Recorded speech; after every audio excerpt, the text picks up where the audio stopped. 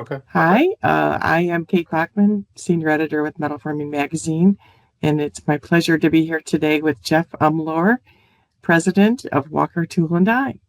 Welcome, Jeff. Hey, thank you for having me, Kate. Absolutely. So, Jeff, tell me a little about Walker Tool and Die and Yeah. your recent promotion. Okay. Yeah. So Walker Tool and Die is a second generation family owned business owned by a great family. Gordon Hendricks was the original owner, and his son Dave is now the second generation owner of the company. We were formed in 1964, and basically we are in the same location that Gordy founded the business.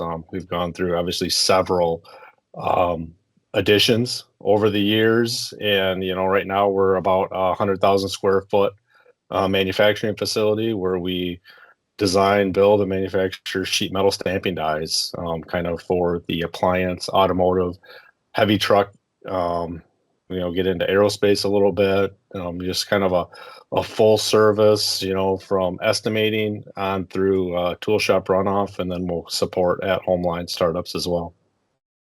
Fantastic. Thanks Yeah. very much. Yeah. And how long have you been president of Walker Tool and Die? Yeah, so that's been pretty recent. September 30th, I took on this new role. I've been with Walker for almost 35 years now. Really kind of started in high school part-time, sweeping floors. And, from that, once I graduated high school, I got into my apprenticeship.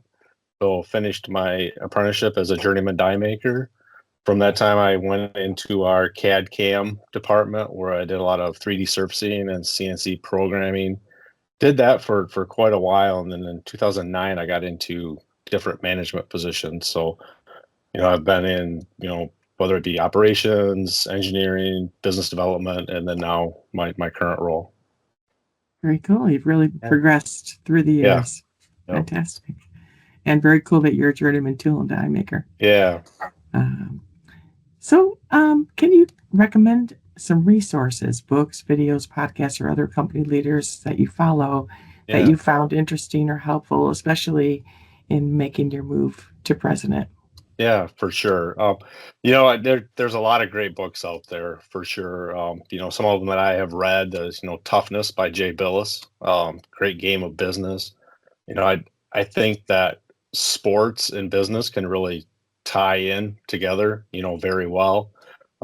Just a few other ones where tradition meets transformation. That was one that Lori Harbour and Scott Walton had written. The Toyota Way, First Break All the Rules. There's a lot of them out there that I've read, and some of them I've even went back through and reread them. Because there's kind of things that you pick up the second time through. Um, I've been really fortunate throughout my career here at Walker to have worked with a lot of great managers and leaders that have kind of helped mentor me, throughout my career here. And even we've been PMA members since 2016. Even I've met a lot of great people through the networking with PMA, and having those resources to bounce ideas off from somebody or talk to somebody is really it's a invaluable thing. Even I have weekly phone calls, with our owner, just to talk about how the week went, what we're seeing and stuff like that. Very cool. Yeah. So, let's just jump into this. What are some of the principles or credos, tenets that guide your management approach? Yeah. So lead with honesty, integrity, and empathy. I like to be very approachable, very hands-on. I just got to always remember, my decisions are based on what's best for Walker Tool and Die. Um, one thing I kind of started was I have an every other month meeting with, you know, I have a group of non-managers from every department, and those will be different people each time we meet, but I call it a lunch with leadership to just kind of, encourage open communication, and listen to those guys and say, what ideas do you have? Where process safety, what type of roadblocks are you seeing in your department? But because those are the people that are making it happen every day. And, I want to have that type of communication with the team here at Walker. That's fantastic. I imagine they really appreciate being able Yeah, to offer their feedback and be right. listened to. Yep. Yep. What would you say are some of the greatest challenges you faced, and how do you approach them? Yeah, hiring young people. I mean, I think it's a common struggle with a lot of people in manufacturing right now. Some of the ways I've tried to tackle that approach is getting involved with the local schools here around Walker Tool and Die. And that includes the teachers, the students, and just shop tours, job shadows, those type of opportunities.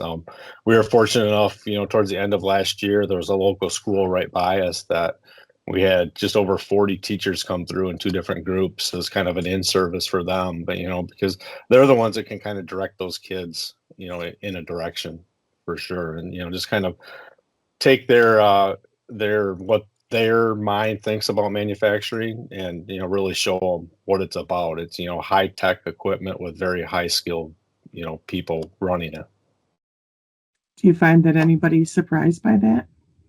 um yeah, I really do. And it's it's I don't think they really don't know what we do, and for them to come in and see it, and the one thing that we did during those tours is, we had some parts for the appliance industry that we were working on at that point that we were able to show them that part in design, that part out on the shop floor, and we even had that one of those dies in the press so they could kind of see the whole process and really understand what it takes to build that tool. Neat, very neat. Yeah. So I'm sure you've seen in your 35 years of experience ebb and flow of business Yeah. growth and contraction. Do you have any advice for other company leaders who may be experiencing the same? Yeah. So one thing that we've done is we've cross-trained as much as possible, in every department.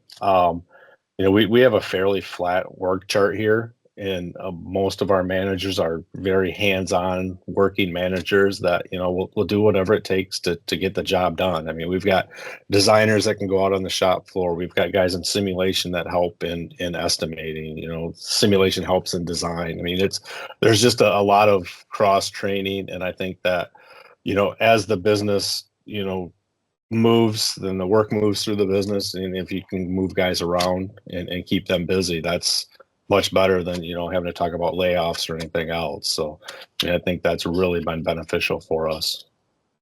Fantastic. So, what would you say concerns you most as a manufacturing leader? What keeps you up at night? China, it really does. Just the pricing that that we're seeing from China, and the thing is that it's really the OEMs that are controlling a lot of the tooling prices. We see prices from China that are 60 to 70% less than what we could build the tool for here. So basically our material costs. Sometimes you get the feeling that purchasing is just looking at that initial cost of the tool versus the total cost of ownership. How long is that tool going to run? Um, and we just really need to work together somehow amongst the tool shops to figure out, along with the tiers and the OEMs, of how can we fix this? How can we bring nice, strong manufacturing back to the United States and have tools that will run and last for a long time? Um, we just recently had a tool back in here that we did some service work to that we built 20 years ago for one of our appliance industries. The thing has run 1 billion parts off of it. Wow. So I mean, I would I would really think that the quality of our steel and our workmanship here will outlast anything. And so it's that, and the extended payment terms is kind of one thing that we see a lot of too. I mean, fortunately for us, a lot of our customers understand that, and we're able to get product terms. But it's going to take all of us to work together, through organizations like PMA lobbying for manufacturing in Washington, to make this great. Did you see a shift of some tool and die manufacturing coming back stateside as a result of the supply chain shortages that occurred during COVID? very briefly, but I think it's reverted right back to what it was. Yep. Yeah. Well, what plans do you have for the direction of the company going forward? Yeah. So, really to try to continue to build our customer base in different areas. Um, like I said earlier, we do a lot in automotive appliance, heavy truck. But what other areas out there that we haven't tapped into yet? What other sources of revenue outside of the traditional tool builds um, can we try to find? We've got a lot of smart, talented people that work here at Walker, and I really believe that together we can make this happen, and keep moving forward very strongly. Fantastic. Well, finally, we've come to my last question. And because PMA is headquartered in Cleveland, I have to ask you, what is your favorite rock and roll Hall of Famer? Yeah, so when we talked about this ahead of time, I had a few of them in my mind, and I had to look to make sure they were actually in the Rock and Roll Hall of Fame, and all three of them that I kind of picked were, but I got to go with Van Halen. I mean, they've been a favorite of mine for a very long time. Both the David Lee Roth and the Sammy Hagar days. I mean, that's been kind of my rock and roll band. Very cool. They produced some great ones. Yep, yep, Very yeah, good. Very cool. Well, thank you so much, Jeff. It was really yeah. wonderful talking with you. Yeah, absolutely. I mean, I'm always excited to talk about this industry and this trade. It's kind of a passion of mine, obviously, being in it for as long as I have. And, I just want to keep doing whatever I can to promote the industry and promote the trade and, get people excited about it. Very cool.